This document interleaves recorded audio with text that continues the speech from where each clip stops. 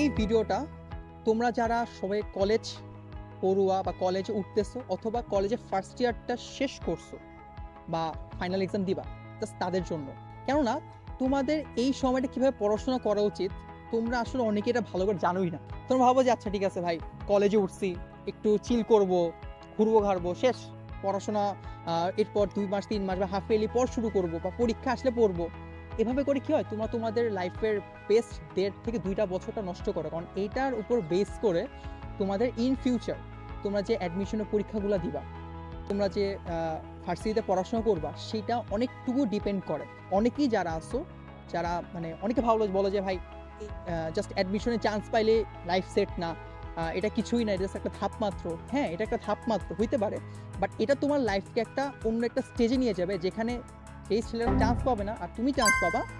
তোমাকে তার থেকে অনেকগুলো স্টেপ আগায় থাকাতে সুবিধা করবে। ধরো তুমি বোর্ডে চান্স পেয়েছো, মেডিকেলে চান্স পেয়েছো, ডিউতে চান্স পেয়েছো, সেটা আর কেউ চান্স পায়নি, তার সাথে তোমার হিউজ একটা ডিফারেন্স তৈরি হবে। তখন এই ভিডিওটাই আমি এখানে বলতে যাবো যে তোমরা তোমাদের কলেজ লাইফটাই কীভাবে ইউজ করবা, কীভাবে পড়াশোনা করলে তুমি আরও ভালোভাবে তোমার গোলটা অ্যাচিভ করতে পারবা, সেটা নিয়ে কথা হবে। ধরো তুমি এখন মাত্র এই যে সবেমাত্র তো এসএসসির রেজাল্টটা দিল, তো তোমাদের এখন মন মেজাজ খুব ভালো আছে, যারা A+ পাইছো, গোল্ডেন পাইছো। এখন সামনে তোমরা জুলাই 6 তারিখ থেকে কলেজে ভর্তি হওয়া শুরু করবা, ক্লাস শুরু হবে। তোমাদের প্রথমেই না 1 নাম্বার যে জিনিসটা খেলা কেউ, সেটা হচ্ছে প্রপার একটা প্ল্যানিং ঠিক রাখা। আসলে তুমি লাইফে কি চাও, কিভাবে তুমি আগাবা। আসলে ধরো এরকম হইতে পারে যে হ্যাঁ ভাই, আমি তো ভাই ডাক্তার হতে চাই, বা আমি ইঞ্জিনিয়ার পড়তে চাই, বা আমি ভার্সিটিতে পড়তে চাই, সেটুকু। তো তোমাকে সেই টার্গেটটা ফিক্স রাখতে হবে। সেই টার্গেট ফিক্স রেখে তোমাকে একটা প্ল্যান করতে হবে, যেটার উপর বেস করে তুমি তোমার নেক্সট 1.5 বছর তোমার পড়াশোনাতে টাইমটা ইনভেস্ট করবা। এখন অনেকেই আসো যারা জাস্ট কোনো প্ল্যানই করো না, জাস্ট কলেজে যাও, আসো 2 মাস 3 মাস টাইম পাস করে আসো। এতে করে কি হয়, তোমার সময় তো গেল, তোমার প্ল্যানিংও হইলো না, তোমার পড়াশোনা শেষ হইলো, একদম তোমার পরীক্ষা এসে বললো, জাস্ট তুমি কোনো পরীক্ষা দিলে তোমার বেসিক ক্লিয়ার কিচ্ছু হলো না। এটা করা যাবে না। মাস্ট বি তোমাকে একটা প্রপার প্ল্যান নিয়ে আগাইতে হবে। 2 নাম্বার হচ্ছে যেটা বললাম, এইটার মধ্যেই টার্গেট ফিক্স করা। যেমন আমি যদি বলি, বা আমার যারা ফ্রেন্ডরা ছিল, আমরা যারা একসাথে পড়াশোনা করি, তার প্রত্যেকটা ফিক্স রাখেছে, হ্যাঁ ভাই আমি ইঞ্জিনিয়ার হবো, আমি ডাক্তারি পড়তে পারবো না, কারণ ভাই আমার দেওয়া বায়োলজি পসিবল না, আমি বায়োলজি কোনোদিন মুখস্থই করতে পারতাম না। এরকম অনেক ছেলেপেলে তোমরা আসতো যারা বায়োলজি একদম হিট করো, বা বায়োলজি মুখস্থ করতে পারো না, বা মুখস্থবিদ্যা তোমাদের অনেক খুব একটা ভালোই না। তাদের জন্য হ্যাঁ, তারা তোমরা ইঞ্জিনিয়ারিং ফ্যাকাল্টি বা ইঞ্জিনিয়ারিং সাবজেক্টগুলো পড়ার জন্য নিজেকে তৈরি করতে পারো। হ্যাঁ, ভাবতে পারছি হ্যাঁ 2 বছর পর নিজেকে আমি একজন ইঞ্জিনিয়ারিং সাবজেক্টে দেখতে চাইতেছি, বা যে খুব ভালো বায়োলজি পারো বা মুখস্থ করতে পারো খুব ভালো লেভেলের, বা ইংলিশটা খুব ভালো পারো, সে ভাবতে পারো ঠিক আছে হ্যাঁ আমি আসলে ডাক্তার হতে চাই, যে এই জন্য আমি এই বেসে পড়াশোনা আমার আগাবো। সো এইটাও সবচেয়ে ইম্পর্টেন্ট, যে হ্যাঁ আমাদের টার্গেটটা ফিক্স করা। এরপরে আসো তোমার যেটা লাগবে, সেটা হচ্ছে বুক সিলেকশন। ভাই কলেজে ওঠার পর প্রথমেই সবচেয়ে ভুল যেটা আমরা করি, সেটা হচ্ছে বুক সিলেকশন করা। আবি যাবি হ্যান তেন 8-10টা বই কিনে ফেলি। ধরো একটা টপার, বা সে তোমার একটা ফ্রেন্ড, খুব ভালো ফ্রেন্ড, খুব ভালো রেজাল্ট করে সবসময়, সে 10টা বই কিনছে, তুমি তার থেকে 10টা বই কিনে ফেলছো, কিন্তু তুমি আজতে একটা বইও পড়ো নাই। কোন লাভ হইলো? লাভ হবে না। বুক সিলেকশনে যদি আমি বলি, তোমাদের প্রথমে ধরো তুমি ফিজিক্সের জন্য আমির হোসেন কিনলাম, কেমিস্ট্রির জন্য হাজিরনাক, সেটা বেস্ট। ম্যাথের জন্য তোমার কেতাবুদ্দিন বই আছে, তাদের বই আছে। বায়োলজির জন্য ধরো আবুল হাসান এবং হচ্ছে গাজী আজমলা বইটা আছে, যেটা এরপরে আসলে অন্য বই পড়তে পারে, বাট এগুলো হচ্ছে বেস্ট লেভেলের। তো তোমার কাজ হবে এইগুলাকে খুব ভালো করে পড়া। ধরো প্রথম যে বইটা তুমি পড়লা, ফিজিক্সের যে প্রথম বইটা পড়ো, সেটাকে খুব ভালো করে পড়ো। সেটা ভালো করে শেষ হইলে দেন তুমি আরেকটা বই যাও। কিন্তু সেটা শেষ না করে আরেকটা বই চলে গেলে, জাম্প করলা, এতে করে কি হলো, তোমার বেসিকে ঘাটতি হয়ে গেল, তুমি ভালো করতে পারলা না। তো এটা গেল বুক সিলেকশনের ব্যাপার। এবার আসো যে বেসিক ক্লিয়ার। আচ্ছা ভাই বেসিক কি ক্লিয়ার আমি কিভাবে করতে পারি? ভাই এটা অ্যাকচুয়ালি ডিপেন্ড করছে তোমার পড়াশোনার উপর।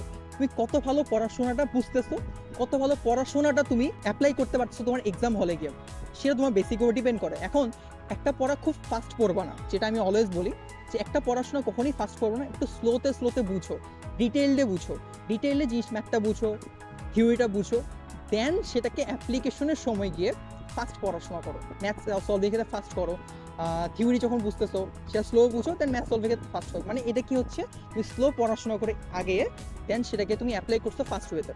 এটা হচ্ছে তোমার বেসিক ক্লিয়ার, তুমি করে ফেললা। এবার আসো সবচেয়ে ইম্পর্টেন্ট, যেটা আমরা আরেকটা ভুল করি, সেটা কি টিচারের কাছে দৌড়াদৌড়ি করা। জাস্ট মনে হয় হ্যাঁ এই অমুক স্যার ভালো পড়ায়, অমুক স্যার ভালো পড়ায়, চাই অমুক স্যারের কাছে পড়তে চাই, বা এই স্যার ভালো পড়ায়, চাই চলে যায়। এতে করে কি হইতেছে, তুমি হয়তো 7-8টা কোচিং করলা, 3 শেষে নিজে পড়াশোনা তো করলাই না, তোমার শেষ, পড়াশোনা গেল, তোমার বেসিক ক্লিয়ার গেল, সব চলে গেল, তোমার প্ল্যানিংও শেষ হইলো, মানে তুমি জাস্ট টিচারের কাছে দৌড়াইলা, টাকা ওয়েস্ট করলা, আর কিছুই না। এইটা করা যাবে না।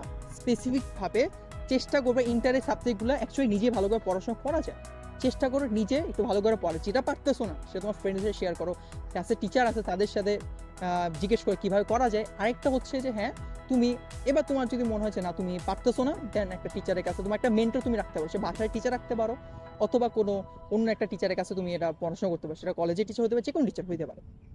এটা গেল।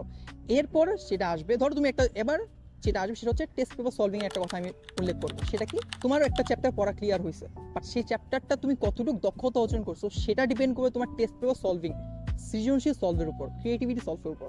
তুমি যত বেশি ক্রিয়েটিভ কোশ্চেন সলভ করবা, তত তুমি বেশি দক্ষতা অর্জন করতে পারবা। সো তোমার চেষ্টাই থাকবে এটা যে টেস্ট পেপারটা খুব ভালোভাবে, ধরো পড়া শেষের পর টেস্ট পেপারটি সলভ করো, ক্রিয়েটিভ সলভ করো, কিছু এমসিকিউ সলভ করো, যেটা তোমাকে একটা ভালো একটা বুস্ট আপ দিবে তোমার মেন্টালি। আরেকটা পয়েন্ট যদি বলি, হ্যাঁ, এর পাশাপাশি চেষ্টা করবা কিছু অ্যাডমিশন কোশ্চেন সলভ করা। যে অ্যাডমিশন কোশ্চেন কেন সলভ করবা, কারণ তুমি জানো 1.5 বছর তোমাকে আবার অ্যাডমিশন নামতে হবে, 3 মাসের একটা অ্যাডমিশন যুদ্ধ, যেখানে তুমি যদি একটু আগায় থাকো, তুমি হয়তো বাকিদের থেকে অনেক বেশি আগায় থাকবা পড়াশোনা করে, যেটা তোমাকে অ্যাডমিশন চান্স পেতে সুবিধা দিবে। সো তোমার কাজ এটাই হবে যে হ্যাঁ, তুমি জাস্ট একটা চ্যাপ্টার ক্লিয়ার করছো, এখন তুমি অ্যাডমিশনের 2টা কোশ্চেন সলভ করলে, বুয়েটের, ডিউর বা রুয়েট করে কিছু কোশ্চেন সলভ করলা, দেখলে যে তুমি অ্যাকচুয়ালি কিরকম পারো, আসলে তুমি আসলে কতটুকু যোগ্যতা অর্জন করছো সেখানে পরীক্ষা দেওয়ার। That's it. এভাবে তুমি চ্যাপ্টার ওয়াইজ তোমার এই দক্ষতা অর্জন করতে পারতেছো। এরপর যেটা বলবো, হতাশ না হওয়া। পড়তে পড়তে একটা স্টেজ তোমার কি মনে হবে জানো, যে ভাই আর পারতেছি না, এত পড়াশোনা করছি, হচ্ছেই না, বা আমি পরীক্ষা খারাপ করছি, পরীক্ষা খারাপ হবেই, ক্লাস টেস্ট, হাফ ইয়ারলি এক্সামে গিয়ে এরকম অনেক আছে, এক্সাম্পল আছে। মানে আমি নিজেই আমার হাফ ইয়ারলিতে যদি বলি, আমার খারাপ হয়েছে, আমার ক্লাস টেস্টগুলো খারাপ হয়েছে, এমন হয়ে গেছে আমি হয়তো 1-2টা ফেলও করছি, বাট আমি কিন্তু দমে যাইনি, আমি নিজেকে সেই লেভেলে নেওয়ার জন্য ভালো করে পড়াশোনা করছি, আমার এই ফ্লোটা ধরে রাখছি। আমি এই ফ্লোটা ধরে রাখার ফলে কী হয়েছে, আমি একটা স্টেজে এসে এখন দেখো ঠিকই বেস্ট একটা সাবজেক্টে, আমার কাছে মনে হচ্ছে বেস্ট একটা সাবজেক্ট আমি পড়াশোনা করতেছি। তোমাদেরও এভাবেই আসলে আগায় যাওয়া উচিত আমি মনে করি। আরেকটা জিনিস, লাস্ট বাট নট লিস্ট, সেটা হচ্ছে বেশি বেশি করে হার্ড ওয়ার্ক করা। হার্ড ওয়ার্কের উপর অ্যাকচুয়ালি কিছু নেই, তুমি যত বেশি হার্ড ওয়ার্ক করবা তুমি তত বেশি উপরে যাবা।